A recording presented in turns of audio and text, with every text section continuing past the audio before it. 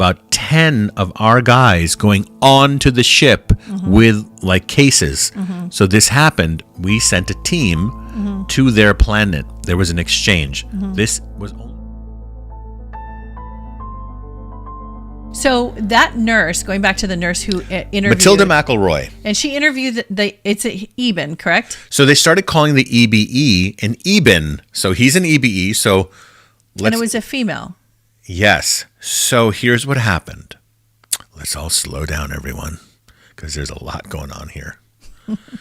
Matilda McElroy is the nurse. On July 7th, 1947, was working at the Roswell Air Force Base. 59th Bomber Squad, whatever. Okay. They recover the ship. They bring the dead bodies. They bring the live alien. They bring in the medical room. There's chaos. There's security guards at the base. There's just chaos on the base. She's like being rushed from room to room. She doesn't know what's going on. She goes into the room and she's, first of all, just aghast at what she sees. She cannot believe there's an alien sitting. Where he is coming from is declassified information. Yes, you can find this, okay? And she has a moment where she sees the alien. There's doctors around. There's military men. And in that moment, she said it became like slow motion, where she looked at the alien and the alien telepathically communicated its emotions to her. Can you believe that? And she understood in thought form, not in English. Somehow the thought form was translated. Now, I understand this because as a medium, when I channel the spirit guides or when I get a message from someone who crossed over, even if it's a person who never even spoke English, let's say they're someone's Russian grandmother, I have gotten messages. Now, someone will say, how can you get a message from someone who never spoke English? Here's how. It's kind of transferred. It's thought transference. So it's like the thought, I call them thought bubbles. Yes, you do. So let's say that the grandmother... Because they come in complete thoughts. Yeah. And that's how I get messages as well. Exactly. So it drops in. It's like an email that comes in. You open the email, then you read like a zip context. file. Yeah, yes. like a zip file. Exactly. So she got that telepathic communication from the alien. Long story short, the authorities, the military men, the suits all realized that it was talking to her. Yeah, they couldn't believe that was happening. So they were like, this is the only... And they didn't trust it at first, and they tested it. They tested it. They removed the nurse many times. They tried to take over. The Eben just stopped talking.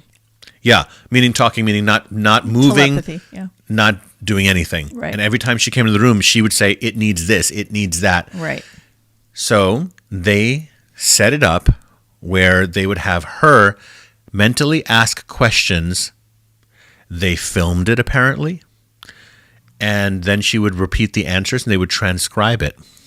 And they would give her the transcriptions also because she had to know the next day what she's going to ask in these series of interviews. God bless you, Matilda McElroy, who's also now on the other side. She made it out of that Air Force base with a copy of the transcript. You can find it in her purse or her somewhere in her body. Yes, in her body, which was like under her blouse or something. Intervention that she did that. Yep, that was and you can find these transcripts online. People have actually. There's one really popular. It's called Alien Interview, guys. And there's somebody who took the time and read them. Well, what happened? Oh, right. I love that. You just sit there and listen to the whole thing. He read the whole entire thing. It was very long. So the way that Alien Interview book happened is that Matilda McElroy had moved. By the way, they transferred her right after that. They transferred her out of Roswell Air Force Base. No one ever knew where she went. She was only 20 years old. Imagine a 20-year-old girl going through this. Yeah, she said it was... The alien fully complied. By the way, the alien ended up learning English. And also... That was put into E.T., by the way, the movie E.T. It was put into... Remember the speak and spell that E.T. used? And E.T. said, E.T. phone home because he learned English.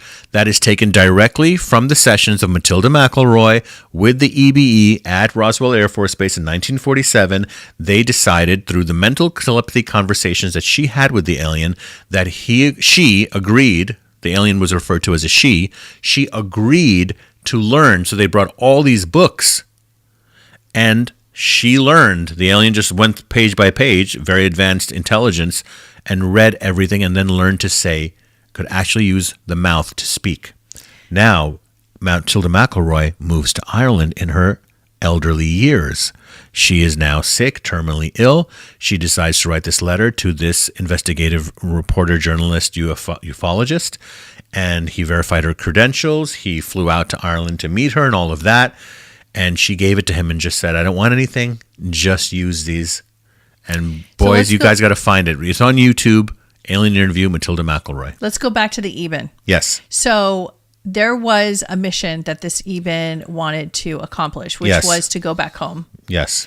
And I believe there was a meetup where her people did come to pick her up, and there was an exchange. The Eben repaired the communications device from the ship. Through Matilda's help, she communicated to our authorities, I need to, because they said, are there more like you? Are they going to come looking for you? And he said, yes, they do know where I am, but I do need to contact them. What happened then was of course, the government kind of was on alert, like, what do we do? Can we trust them? Is it going to be an alien invasion? What's going to happen? They invited, by the way, many people to come and try and talk to the Eben. Was this during Eisenhower? I believe it is during... I think it was. Roosevelt? No. I can't... I could look it up. I think it was Eisenhower. If I had my phone, I could look it up. Okay. So they brought they brought psychics even to talk. Matilda says there was a man named Krishnamurti who came.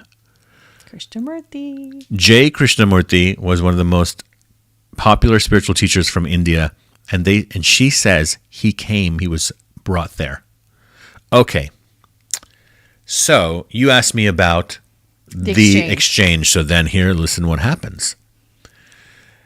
They work it out that the rescue to come and take this Eben back to their planet, the scout ship came back to get their fellow, comrade, and they worked it out that, okay, we will do an exchange.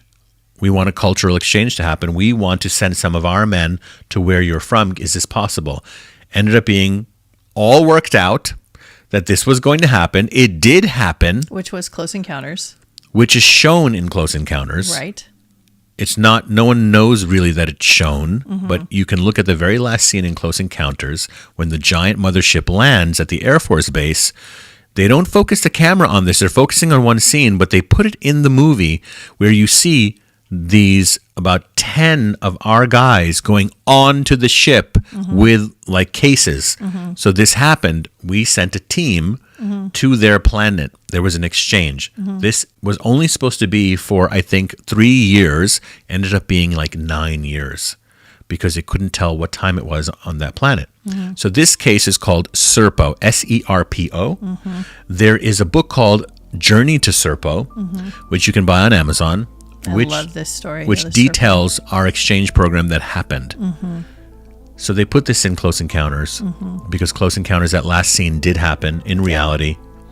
That happened at Holloman Air Force Base. Which you can look up the Holloman Air Force Base incident. Yeah. So that was incredible. That whole time period was absolutely incredible. And then the cover-up started. And then they got rid of ATIP, I believe. They got rid of Project Blue Book, and then they started ATIP somewhere much later. I think in the 80s they started ATIP.